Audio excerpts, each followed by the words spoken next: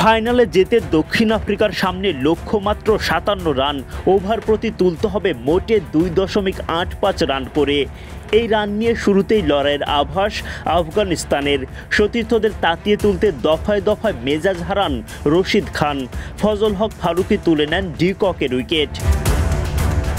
নাভিনের বলে এজ হয়ে উইকেট কিপারের হাতে ধরা পড়েন মার্করাম। তবে আম্পায়ার নট আউট দিলে রিভিউ নেওয়ার জন্য উইকেট কিপার গুরবাজের দিকে ইঙ্গিত করেন রশিদ খান।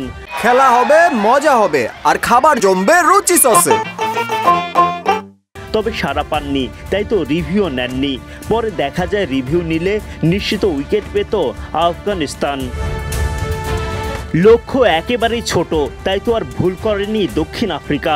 রিজা হেনড্রিক্স ও মার্করামের ব্যাটে ঠিকই পায় জয়ের দিশা। সেমিফাইনাল জিতে ফাইনালে তারা।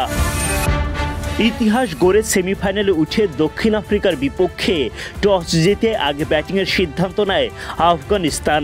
কিন্তু ব্যাটিংয়ে নেমে একদমই সুবিধা করতে পারেননি আফগান ব্যাটাররা।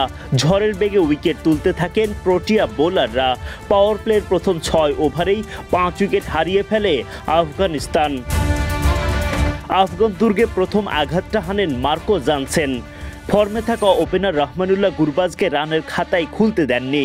গুলবাদিন নাইবকে ফিরিয়ে দ্বিতীয় উইকেটটাও তোলেন জানসেন ঝড়ের মাঝেই রাবাদার আঘাত। তিনি মাঠ ছাড়া করেন ইব্রাহিম জাদ্দানকে। মোহাম্মদ নবীও রাবাদার বলে উইকেট হারান ডাকের শিকার হয়ে। এক হালি উইকেট হারানো আফগানদের হয়ে আর কেউই হাল ধরতে পারেননি সেভাবে। নরকিয়া তাবরিজ শামসিদের আঘাতে একের পর এক হারাতে থাকেন উইকেট। ইনিংসের বয়স যখন ১০ ওভার, তখন রশিদ খানদের সংগ্রহ ৮ উইকেট হারিয়ে মাত্র ৫০ রান। শেষ পর্যন্ত মাত্র ১১.৫ ওভার পর্যন্ত খেলে আফগানিস্তান সবগুলো উইকেট হারিয়ে করতে পারে মাত্র ৫৬ রান।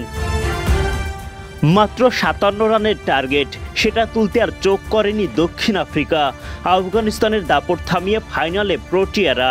দ্বিতীয় সেমিফাইনাল থেকে আসা ভারত কিংবা ইংল্যান্ড হবে তাদের প্রতিপক্ষ। Adnan Ahmed, BD Cric time.